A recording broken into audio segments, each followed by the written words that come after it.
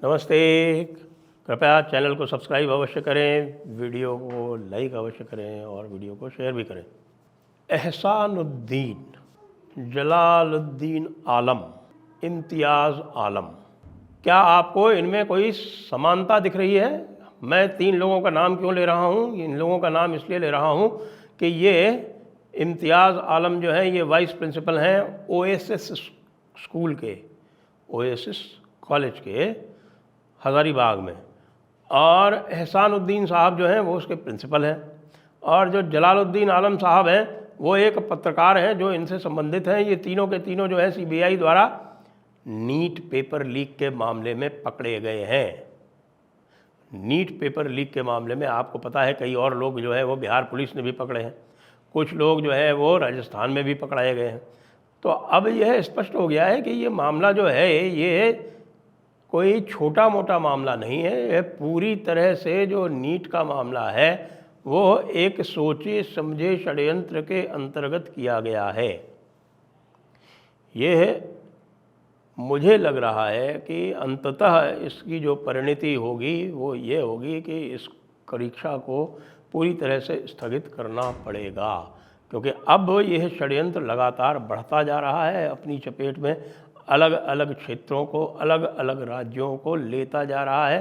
अब आप ये देख लें कि राजस्थान में भी पहुंच गया, महाराष्ट्र में भी पहुंच गया, और उसके अतिरिक्त हज़ारीबाग में तो 3 लोग जो हैं वो अरेस्ट भी हो गए, जिसमें कि एक प्रिंसिपल साहब और वाइस प्रिंसिपल साहब स्वयं हैं।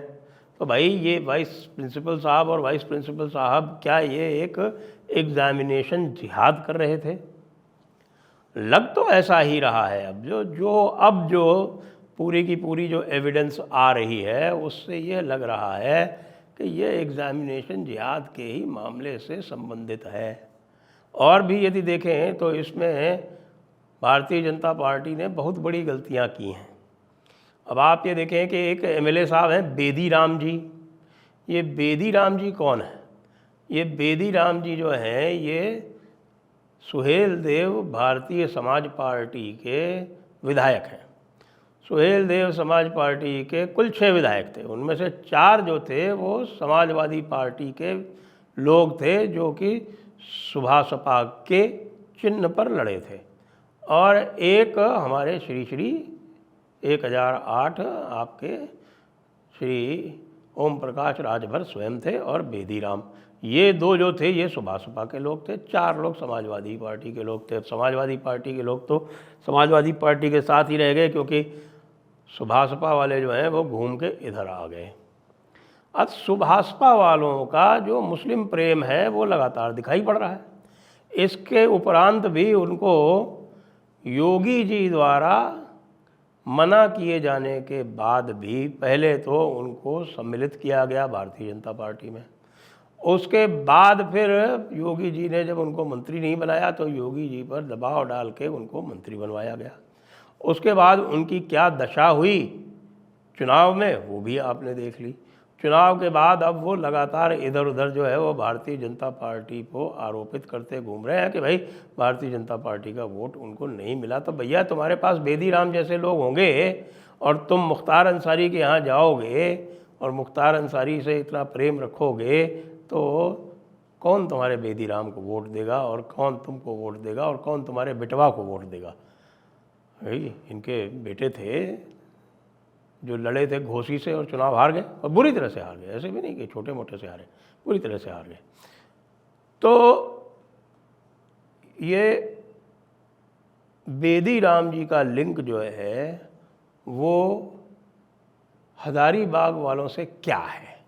अब इसकी जांच पड़ताल सीबीआई तो कर रही है, लेकिन यह भी जानना आवश्यक है कि भाई योगी जी के मामले में यदि ऊपर से इंटरफेरेंस होगा तो ये स्थितियां आएंगी। योगी जी को तो पता था ना कि भाई इनकी क्या रेपुटेशन है, सभी को वहाँ पता था कि बेदी राम जो है वो फाइनेंसर हैं एक प्रकार से सुभा सपा के। सबको पता था कि भाई बेदी राम क्या है। बेदी राम के बारे में कई बार कहा, बताते हैं स्पीचेस हैं ओम प्रकाश राजभर की, जो कहते हैं कि भाई बेदी राम जी को आप पकड़ दो तो आपके बच्चे का एडमिशन हो जाएगा, आपके बच्चे को नौकरी मिल जाएगी, इत्यादि इत्यादि। इन्होंने पता नहीं कितने लाखों लोगों को नौकरी दिलवाई, इस तरह की बात वो भाषणों में कह रहे हैं। तो अब ये मामला जो है वो संगीन हो गया। एक तरफ तो पूरा एग्जामिनेशन जिहाद का नेटवर्क दिख रहा है, साथ में जो मुख्तार अंसारी और सुभाषपा वालों का, बेदी राम का ये जो नेटवर्क है ये दिख रहा है। उसके साथ में आपको फैले हुए नेटवर्क के और भी अवयव अंग जो हैं वो स्थान स्थान पर आपको दिख रहे हैं। राजस्थान में मामला पहुंच गया, और भी ढूंढेंगे तो और भी मिलेगा। हरियाणा का एक सेंटर है जहां से एक साथ 5-6 लोग जो हैं एक के बाद एक जो बैठे हुए हैं, आपस में साथ साथ बैठे हुए हैं, वो सारे के सारे जो है वो टॉप कर गए ग्रेस मार्क लेके। महाराष्ट्र में मिल गया। तो ये पूरी तरह से कि एग्जामिनेशन जिहाद जो है ये पूरी सोची समझी तरीके से ये किया गया और इसको फैलाया गया। इसका एक परोक्ष उद्देश्य जो युवा वर्ग में भारतीय जनता पार्टी के प्रति रोष उत्पन्न करना भी था। लेकिन इसमें यदि कहें कि भारतीय जनता पार्टी को पूरी तरह से हम क्लीन चिट दे देंगे तो ऐसा नहीं है, क्योंकि भारतीय जनता पार्टी ने भी जाने पहचाने जाने माने बेदी राम जैसों को अपनी पार्टी में स्थान दिया, वो भी तब जब मुख्यमंत्री मना कर रहे हैं, वो भी तब जब मुख्यमंत्री मना कर रहे हैं। तो ये जानना आवश्यक है कि भाई मुख्यमंत्री के मना करने के बाद भी ऐसी कौन सी ताकत है, ऐसी कौन सी ताकत है जो ये कह रही थी कि भाई इनको लाया जाए। नीट का परिणाम तो अब ये लग रहा है कि पूरी तरह से निरस्त करना पड़ेगा, क्योंकि ये कहाँ कहाँ जड़ें फैल गई हैं, कितने कितने स्थानों पर नकल हो गई है। ये तो भाई अब जितनी देरी करेंगे हमारे धर्मेंद्र प्रधान जी उतनी मुसीबत होगी। लेकिन अब मुसीबत और भी हो गई है, क्योंकि अब जो है विपक्ष नीट पर चर्चा मांग रहा है। जब नीट पर चर्चा मांग रहा है और आप अभी पार्लियामेंट्री प्रोसीजर की आड़ में उस चर्चा से बच रहे हैं, ऐसे समय पर जब इस प्रकार के खुलासे हो रहे हैं और अब यदि आप रद्द करेंगे तो आपकी गति हो गई सांप छछूंदर वाली, कि यदि आप रद्द करें तो फंसे और नहीं रद्द करें तो उससे भी अधिक फंसे। क्रेडिट तो आपने लगभग गंवा दिया और क्रेडिट तो इसका जो है वो विपक्ष लेके जाएगा। इसी को कहते हैं नैरेटिव को समझना, नैरेटिव को टैकल करना। इसका उदाहरण देख लीजिए, उत्तर प्रदेश में योगी बाबा ने बिना कुछ लीला हवाला किए पूरी की पूरी परीक्षा रद्द करी और पूरी परीक्षा रद्द करके अध्यादेश और ले आए। अध्यादेश में उसको जो सज़ा है उसको आजीवन कारावास तक ले गए। तो माफिया में डर तो बैठा ना, ऑर्गेनाइज्ड माफिया काम कर रहा है, बहुत दिनों से कर रहा है। नीट में ये ज़रूर है कि एनटीए ने कुछ अपने कदम सुधारे हैं। एनटीए में अब एक नए डायरेक्टर जनरल आए हैं, तो एनटीए ने अपने कदम इस प्रकार सुधारे हैं कि अभी जो भी 3 परीक्षाएं आज नोटिफाई हुई हैं उसमें, बल्कि कल नोटिफाई हुई हैं, वो सारी की सारी कंप्यूटर बेस्ड कर दी। और चूंकि वो कंप्यूटर बेस्ड हैं, डिफ़िकल्टी लेवल के हिसाब से ली जाती हैं, तो उनका पीरियड है भाई 3-4 दिन का टाइम दिया है, उसमें आपको समय दिया जाएगा, उसमें कभी भी जाके वो परीक्षा ले सकते हैं। इसी तरह से आज ये भी अनाउंस हुआ कि, यानी कल ये भी अनाउंस हुआ कि नीट पीजी की परीक्षा भी अब कुछ ही समय में ले ली जाएगी, वो भी कंप्यूटर बेस्ड ही होगी। और बाकी अन्य परीक्षाएं जो भी ली जाएं, मैं तो यही कहूँगा कि भैया आप कंप्यूटर बेस्ड के अलावा ये पर्चे वाला जो सिस्टम है ना, ये बिल्कुल बंद कर दो।